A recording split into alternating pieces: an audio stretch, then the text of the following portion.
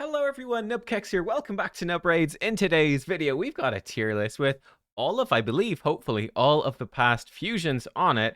What I want to talk about is an interesting idea, right? I've been running couple of different polls so far in terms of how people feel about fusions and stuff like that.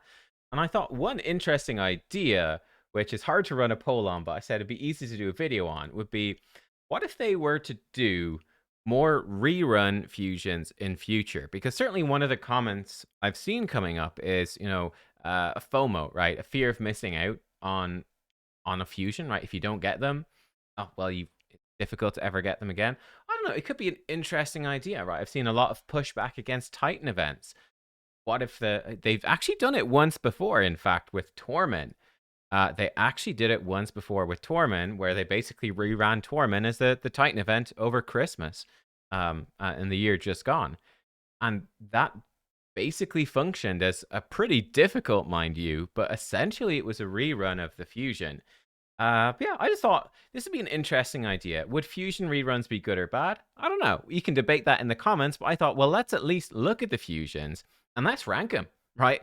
Let's see which ones would actually be exciting to rerun, which ones would be, a solid choice, which ones would be pretty situational, and which ones would be very niche. I'm still trying. We'll see how we go when I actually rank them, because there's some champions that I think are situational or solid that other people don't actually like, and that sort of thing. That makes it hard. I was like, ooh, do I rank them based off of community reaction, or do I rank them based off of how I would feel? I think I'll lean more towards how I would feel.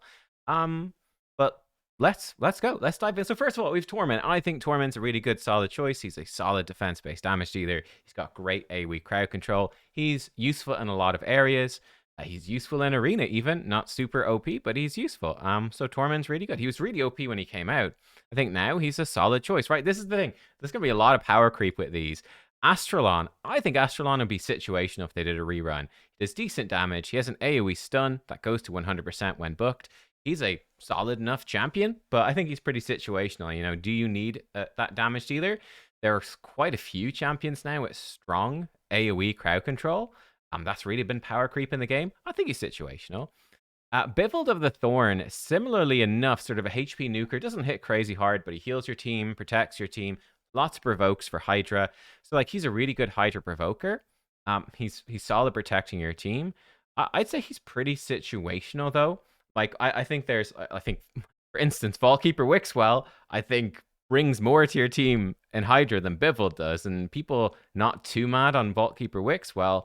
So I don't think that Bivold would be really that attention grabbing, and I do think that Hydra is sort of the main area where he's good. He doesn't see a ton of play elsewhere. I'd say situational. Iron Brago is an interesting one. He was very powerful when he first came out. Again, I would say pretty situational. For a defense damage dealer with decreased attack, increased defense, he's all right. He's okay. He makes your team tankier. Again, he's grand for Doom Tower. He's grand for progression. Doesn't really shine, I'd say, anymore in the game. So I'd say he's pretty situational. Brachus, I would put Brachus probably as very niche. Big single target damage. He does bring increased attack for your team, which is pretty cool. You don't see a ton of Brachus being used. He can do some very niche things in Arena, but he'd be very niche. Brogni would be popular. That's something that struck me. People were like, we'd love Wixwell if Wixwell did shield growth like Brogni. I was like, I don't know. It's just another way of keeping your team alive. Shield growth was particularly strong. Obviously, it was insanely powerful. Indeed, that was factoring into the conversation around Emic Trunkheart back when he was a fusion, because Corpulent Cadaver was a thing. But Corpulent Cadaver isn't a thing anymore. Right? His damage would scale off the size of your shield. So having a really big shield is just another way to keep your team alive. There's no tangible difference between that and ally protection or whatever. I think Brogni, he's solid choice, arguably even top of situational. He keeps your team alive. You put him as a solid choice because he's very, very helpful for progression, I think, in a number of different areas, more so than these guys. Endgame, nobody uses Brogni endgame, really. Killian the Lucky's up next. I would say Killian, very niche. He got buffed. He's a damage dealer with some crowd control and stuff. He does come into some Soul Cross stuff, and that's where his value is. I think there's going to be very few fusions that are totally useless. People like to say fusions are totally useless. they tend to have like at least one niche where they're really good. Like Killian the Lucky kind of hard carries like one stage in Soul Cross hard. Um, so, honestly, I would do a fusion for Killian the Lucky. I totally do it again, but most people probably wouldn't because, they probably don't care about that one stage of Soul Cross hard being really hard. Yeah.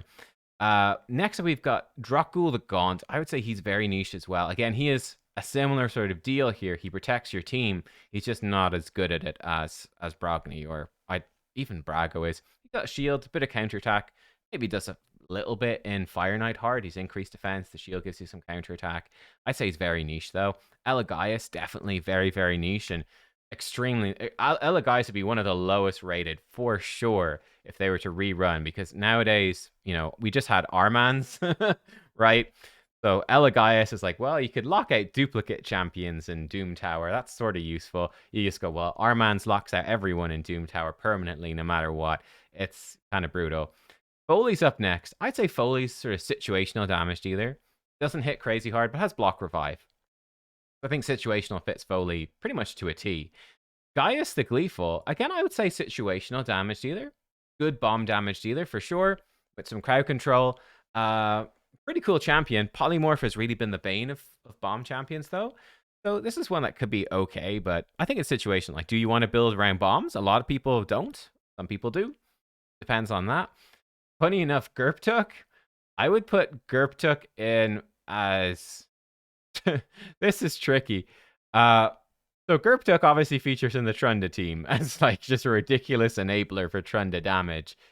So he probably goes in big hype just because of that. Honestly, he's pretty much not very useful for anything else, but he brings AoE block buffs and he massively ups Trunda's damage in Hydra. So until they nerf Trunda, and they may or may not, they may never nerf her, Gerptuk, he will probably eventually be power crapped for sure by like a mythical or something that will do something similar. I mean, you even do have champs like Firol now that don't do as much but are more consistent and bring more, but he's pretty big hype just because of Trunda. Next up, we've got Harvest Jack. I think Harvest Jack is very niche. He's very, very tanky. Brings some crowd control, but he's very niche. Helicath, I think, would be a big hype champion. Block damage stuff. That opens up a ton of teams. So I think there'd be big hype around a Helicath fusion. Like, I'm thinking about the whole player base here. Like, there'd be big hype about getting your Helicath and having block damage available. Again, I personally don't even use my Helicath very much. But there would be big hype for him for sure. Herndig, I would put Herndig as a solid choice, right? He's just a great damage dealer with decreased defense. He also has AoE weaken as well. Short cooldowns. He's just a solid damage dealer. Really good for Nightmare Campaign. Almost anywhere where you need AoE damage, he's just a real champ. So he goes well. Kantra is definitely situational or niche. Kantra, probably even niche, to be honest. Basically, the only place where you really use Kantra, as far as I can think of, would be in Hydra as a provoker. And like I said, Wixwell is much better at provoking than she is. He's much more consistent, and he brings a lot more in his kit as well. I'd say I honestly lean towards Bivold more as well. Now, Kantra works really well on auto. Let's put her in situational because she works well on auto. You put the team in, it's her passive. It just works. But she's quite random. You can definitely build good teams with her in Hydra. Like, I've built good teams on the channel, but I wouldn't be rushing out to build around Kantra myself. I find her provoke is too unreliable with the direction of the game. So yeah, that'd be my main thing. I think people would like her maybe for a full auto-friendly provoke for Hydra, but I personally wouldn't particularly recommend her. Karato, I would say Karato is very niche, actually. He's a damage dealer with no defensive stuff. He does decent damage. He combos with Yumiko, but there's just so many damage dealers in the game right now. He's got to be, I think, very niche. I think the AoE stun, the block revive, bombs are just better. I would put Kreela as probably a very solid choice. Ally attack, AoE, she does decent damage, increase attack for your team and crit rate. You can build cool Hydra teams around her. Ally attack is really solid. Very good against lots of bosses. Kreela, I think, remains a solid choice. As I would say is Lanatharil, actually. This is one of the fusions I definitely got wrong. Definitely got wrong was Lanatharil. I really underestimated. just how generally useful ally attack was. Now, obviously, ally attack has become much more important since then, with ally attack really coming into Hydra recently, with ally attack really coming into Fire Knight recently. It's really come into its own, and I underrated that for sure at the time. Most people did, though, to be fair. But yeah, I think he would be a solid choice if they reran him, especially if you don't have your Lady Mikage, if you're a long way off. Having a full team ally attack is genuinely very, very helpful, and he keeps you alive for Fire Knight as well. Molly, I would put Molly in as a solid choice. I think Molly is approximately 10 times better than Kantra for Hydra. You know, she's a way more reliable provoker. She's a mischief tank as well. Brings you back up for 5 and lots of turn meter. Molly would be a very, very solid choice. Again, fairly similar to Wixwell, honestly. Like, I don't have Wixwell on this list. I'd be putting him into solid choice. Obviously, we can't really talk about rerunning him. We haven't even run the fusion. But sort of similar thing. Lots of utility, covers multiple roles. Very, very solid. Not essential if you've got better top, like if you've got a Grisor and a Krisk and whatever, a Nergigante Archer, yeah, you probably don't need a Molly. But if you don't have those champions, yeah, Molly or Wixwell, that sort of thing would fit in well. One I'm not sure how to rank would be Mighty Uko. Mighty Uko has actually been power crept, I think, pretty hard. It'd be top of situational, bottom of solid choice for Mighty Uko. I'll put him bottom of solid choice. Look, he is an AoE reviver. I think for a lot of folks, he would certainly help for progressing through like Tag Arena is pretty big. He's pretty decent in Hydra as well. I think he's a pretty solid choice. I put him near the bottom though, where the big problem with Uko is when they nerfed how sets interact with skills. His A2 used to give you 2 chances to land stun set or provoke set, which is massive. Once they nerfed that, it actually became a lot more inconsistent working in stun set or provoke. I think still a solid choice and probably still worth grabbing to add to your roster for Arena and even for Hydra and stuff like that. And he is great with the AoE revive. But yeah, not like it's pretty big hype. I would say when Uko came out, it's fairly big hype around Uko. And for a good while after, I think that he's definitely fallen off. We'll maybe rearrange these tiers at the end. Mother Cybele, I say situational. AoE decreased speed for Hydra is the main thing. Does bring in, obviously, the revive on death for Sand Devil as well. We'll see how that plays into the Sand Devil rework. Seen some Mother Cybele teams for Sand Devil as it is right now. I'd say she's pretty situational, though. Do you need a good AoE decreased speed for Hydra? And she can provoke set or curse set or whatever. She's pretty good for that, but doesn't see a ton of play outside of it. I'd say situational is pretty fair. Nari the Lucky, I would say, is very niche. Not really seen anything much done with Nari the Lucky, I'm afraid to say. I know YST likes him. I'm sorry, YST, I'm letting you down, but I think he's very niche. Same thing with Operdin Clanfather. He does a lot of healing, but that's very, very niche. Lots of champions do lots of healing. He's very niche. I would say Pixniel also remains very niche, particularly because she needs like 17 legendary books. It's a lot. He is very, very niche as well. Oh, Razin is in here. I mean, Razin's a permanent fusion. I'd say if they reran Razin, like again, there would not be much interest if they reran a Razin fusion. Get another copy of Razin. I think that's very niche. Very unlikely anyone would be too interested. This guy I think is very niche as well. Rorik Wormbane, decent single target damage, some crowd control and turn meter. I think he's sort of power crept. I never was a big fan of Rorik. I think there's lots of champions that bring crowd control with more of an AoE focus and whatnot. Rotus, if they reran, would be big hype. I think, again, Rotus is a victim of power creep for sure. Like Harima wrecks him, Ultimate Death Knight wrecks him. There's a bunch of stuff in Arena that really rips Rotus apart. He's having a bit of a tough time. But I think there'd still be big hype. He is still really solid as well for so many Doom Tower and Curse City bosses and stages. He just destroys those. So yeah, he definitely has. He's not as dominant as he was before, but I mean, he's big hype for sure. Ruel, the Huntmaster, I put in situational. Hex damage, hex and damage. His passive is pretty darn cool, actually. And I've seen Final Kampachi run him in Hydra, for instance, to pretty cool effect. So I would say he's situational damage dealer. Could be pretty funky. I would say very similarly with Shamrock. I think community would rate Shamrock as very niche. I think the community don't like Shamrock. I do like Shamrock. He's a great increase speed, decrease speed champion. There's not a ton of champions that do that. It's pretty valuable.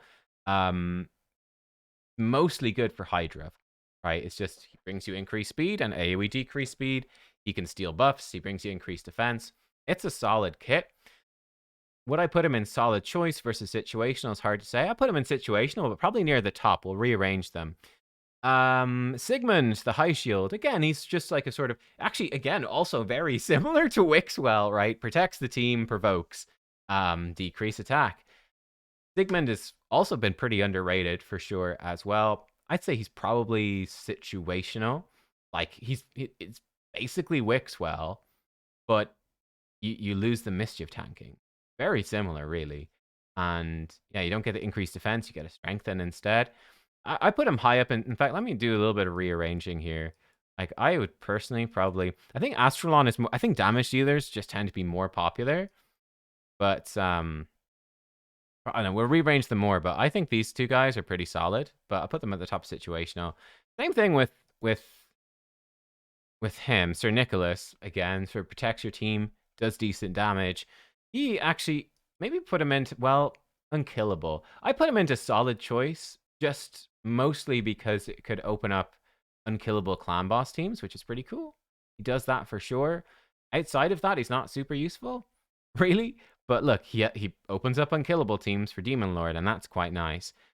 Gullard Vargal, honestly, these days is probably very niche. He was a very good provoker for Hydra. Again, he's 100% manual focused though. I think definitely power crept by newer, better champions. The Tora Rhymehide, ooh, probably again somewhere up here in the situational. Good for some, definitely good for some Cursed City Doom Tower bosses. Probably where he shines against those bosses, those types of bosses. Pretty darn solid for those. You may or may not need him. He has a very reliable decrease accuracy A1, which can be quite good if you want to do a resistance team for something like Bommel. He's maybe a little bit underrated for Hydra. The problem is his Perfect Veil. Well, same with every Perfect Veil champion. It's a bit of a long cooldown. He's one I might revisit at some point for Hydra as like a Perfect Veil option. I'll leave him situational for now. Vergamkar actually got buffed. Is pretty solid. Vergamkar is pretty good. Like AoE decreased defense, shielding for your team, protection. I think he heals your team. He's a pretty decent option, actually. I put him in like a situational. Like, some people might actually find him somewhat useful since he's been fixed. Ooh, this guy. I think he's probably very niche. What's his? I can't even remember his name. He's a Knight Revenant, Force Affinity. He can provoke. He can ally protect, increase defense. He's a chance to provoke attackers. He can double hit. He actually is a pretty big nuke, but it's hard to activate. I'd say he's very niche. I don't think he sees an absolute ton of use. So I put him in the very niche tier. I'm not going to bother rearranging very niche. They're just going in the order they're in. Vlad, I'd say, is actually probably a solid choice. Just good AoE damage dealer. He's Void Affinity. It works. He got buffed. He's pretty solid since the buff. AoE decreased defense. Can lock out active skills. Can turn meter steal. Vlad's actually pretty solid. Vlad's honestly pretty underrated. Like, he is just a solid Void damage dealer / controller. He doesn't blow you away. He's not big hype, but he's just solid. He really is. He's better than that guy. I think he would be pretty happy. People would be happy with him as well. Walking Tomb Drang, again, I think he's just solid. It's just AoE burns, useful in a ton of places. Can't be resisted. Great. He's really tanky. He heals up your team with the HP balance. Just really solid, honestly. The only real problem with Walking Tomb Drang is that he doesn't run any accuracy, so he can't use Brimstone, which would be perfect on him for the sort of things he's used for. But Walking Tomb Drang, he'd definitely be a solid choice. Yoshi, the Drunkard. He's very situational, for sure. Good for bombs in Arena. Those are very situational. He decent crowd control and stuff like that for Doom Tower. I'm thinking of it in terms of Arman's. Like, Arman's wipes the floor, obviously, with Yoshi for Doom Tower. But then again, people might not actually have Arman's. I'd say Yoshi would be somewhat situational, maybe even very niche. I like Yoshi. He's probably very niche, though. Like, you could easily not need Yoshi ever. Yeah, again, if I didn't have Yoshi, I mean, I like Yoshi a lot. I'd use him for some bosses. Quite cool. But I'd say probably, to be fair, be very niche. Moranix, very niche as well. I actually use her right now in my Spider Hard team with, like, double Newt Moranix and blow shit up. It's great. But she is very niche. There's no question. AoE decreased defense hex, basically. Mostly it's good for hard spider. That's about it. So yeah, she's very niche. It's a unique combo of skills. It's a pity that she's not particularly good for Hydra. She would have been a cool option for Hydra if she had a slightly different kit. Decreased defense hex is good, but not enough these days. Yeah, she's interesting. I put solid choice, definitely Margain. Jumps up particularly because she was so good against Amius, right? She's so good against Amius with the guaranteed irremovable heal reduction is fantastic on every turn with her passive. Really good passive for Amius. And she's also just a solid speed booster, which is a solid thing to have just in general. Not crazy powerful, but I think Amius really pushes her into the solid choice. I would say that Bomb Boy, Nishak Verminlord, solid choice as well. Just a really good, probably the best bomb champion in the game. Yeah, probably the best bomb champion in the game. He's a solid choice. You can use him in Arena. You can use him in lots of places. He's good. Pythion. Pythion would probably get pretty big hype. He's solid choice 100% for sure. I'd probably put Pythion in big hype. Like, I think if Pythion came out, certainly for a lot of players, you'd be saying, like, you should just get the Pythion, right? There's a lot of healing, makes your team tanky, good AoE revive. He's very solid. I would say all of these, like, yeah, like, Rotus is probably the most powerful in terms of Arena and stuff. Like, the others are all, like, you might not even use them, but they'd still be hype because, yeah, I think they would still be hype. We've got, next up is Oella. Oella I put in situational, lots of healing, increased resist, buff extension. She's a good, solid champion. She does a good job. I just think people don't generally like building resistance teams. But for people who do, you could do some cool stuff. Like Saf's done plenty of cool stuff with Oella for like Ice Golem and stuff like that. So I put her in situational. Supreme Elhain I put in situational as well. She's just void damage dealer, hits hard. Simple enough. Doesn't have the utility of Vlad. Has more damage. Yeah, probably has more damage than Vlad. I put her in situational, Like, do you need just a standard, solid, void legendary attack-based champion? Not tanky, just does good damage. They're void. So it's kind of the definitive situational. I would put Razelvarg personally in big hype. I think Razelvarg is so good for Hydra. I think this would be big hype. I think if you don't have a Razelvarg, you definitely want to get him. If you do have a Razelvarg, probably want to get him even just for empowering. Like, he's pretty darn good. I put Razelvarg personally big hype. I think Razel is super, super solid. Jetney goes in very niche. Again, similar. Yeah, she's similar. She's a damage dealer, a couple of AoEs, almost an Alsgore, but she is just a regular affinity damage dealer legendary. She doesn't really shine. Probably quite good for some Cursed City stages because she is AoE decreased defense, but that makes her pretty niche. Newt, obviously big hype, top goes to the top. In fact, let me rearrange big hype right now. In terms of how high people would be, probably something like this, honestly. Again, it is different for different players. Like for mega endgame players, Gerptuk, right? Because he goes with Trunda. It's the one. Razelvarg's just really solid. Pythion, not mega endgame, but he's just super solid for most people. Similar to Helicath. Helicath and Python are both very similar like that. They're really, really god tier for like early game to late game, and then they fall off. Probably it's hard to arrange it actually. Newt obviously he's insane. People would absolutely want a second Newt. That opens up a ton of teams. He is, I think, still the best fusion of all time, by a good chunk probably. Yeah, actually the second best fusion probably for most people of all time is Emic. I really underrated Emic. He's been so strong for people for progression, particularly. Again, very much like Sir Nicholas, opens up these unkillable teams. Can even do some cool stuff in Shogun and Hydra. The Hydra one was really interesting. The Hydra stuff he can do with taunt buff, which is cool. So I think Emic would be pretty big hype, right? For any progressing player. Like, you've seen Bronco's channel, right? You're like, wow, okay, this champion can unlock so much content for me. So he would be pretty big hype. Islan, very situational. Probably even very niche. Like, Islan is like half as good as Wixwell. It's a pretty brutal comparison when you look at the two. Not great. I have used it. I don't know. I have used him in Hydra. But now that I've got Wixwell, I would this dude's just probably going in the vault. I have him at 5-star. He probably will come out for like Amius just to be like, he's got 5-star brimstone. Let's go. Let's put him at the bottom of situational for Islan. He's very situational. Very situational. Yeah, pretty much. He's a decent Hydra champion. But like there's a lot of other options there. Bambus, most people put Bambus very niche. I think Bambus is situational. Bambus is very, very good for Hard Dragon, and Bambus is also solid for Hydra. So yeah, Bambus actually is not useless. I've seen lots of comments the last couple of days. People just love to shit on Bambus. That's not true. I'm sorry, but it's not true. Bambus actually, he's got a situational thing. Again, if you set, like for me, I'm like, I've got a Yumiko. I don't need Bambus for Hard Dragon. I've got Yumiko. That's the meaning of situational.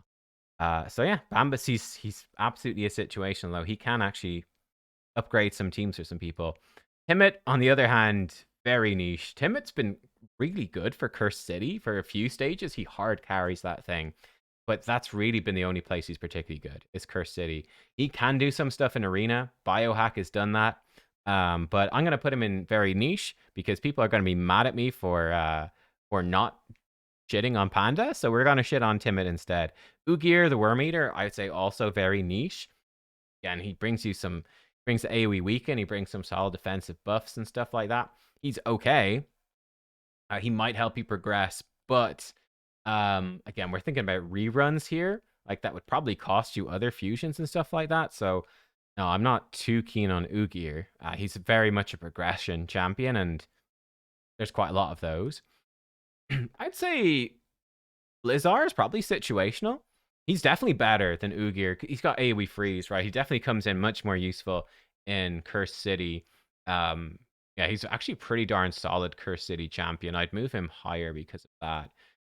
Like he's just nifty to have for Cursed City. Honestly, is the main thing, and he can also do Fire Knight stuff. He can. I might move him up here. Honestly, like Blizzard, he's one of those funny champions. Kind of like a typical fusion in the sense that he's not absolutely mind blowing, but he's just really useful to have. I'd actually, you know what? Maybe I'll even put him a solid choice. Like he just does a bunch of stuff that's unique. He can solo Sand Devil right now. I'm assuming that's not going to be necessary, but right now he can. He could solo Amius. Obviously, that's been fixed, but he can solo Sand Devil. I'd say Blizzard is actually solid choice. He's better than this Joker.